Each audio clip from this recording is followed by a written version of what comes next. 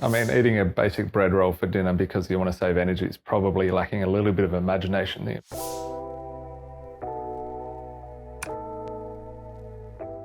Hi, I'm Huon. I'm the Managing Director here at Smart Commercial Solar. I've got an awesome team of 50 people here based in North Sydney, and we work all over the country helping businesses with their energy independence, reducing energy costs, and also obviously making a difference to our environment. Just looking at something that was shot back in 2017 with Elon Musk, and this was around the time that the mega battery for Hornsdale in South Australia was being announced. Over the last 5 years, actually nothing has significantly changed. In fact, we're probably in the worst position we've been in terms of energy.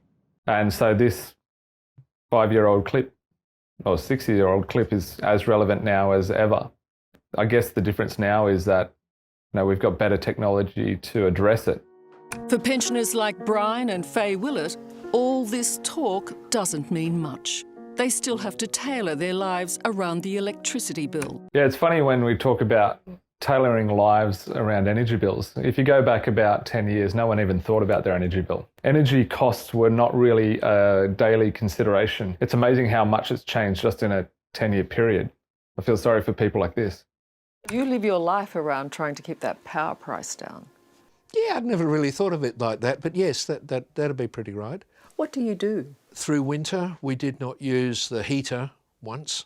It's stuff, I presume, that before you took for granted.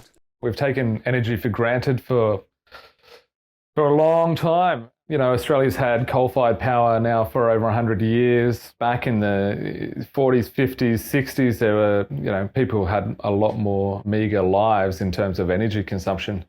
But certainly for the last 50 years, energy was plentiful and it was cheap and we grew into it. It's kind of like if you build it, they will come.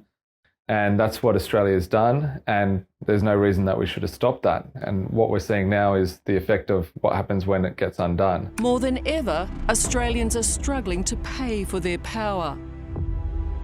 A record number of families are on hardship plans or deferred payments. And the rate of disconnections in most states has risen sharply. So one of the great things about the Australian energy market is that there is a retailer of last resort.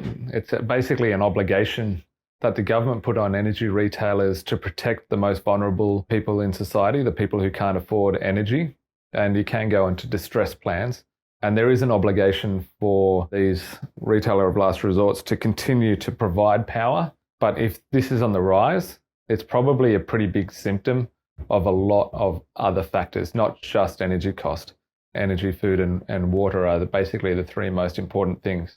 So this problem's pretty extensive. For Elon Musk, learning of this growing power poverty is overwhelming. Cost of power is making it almost a luxury item. Wow. Really?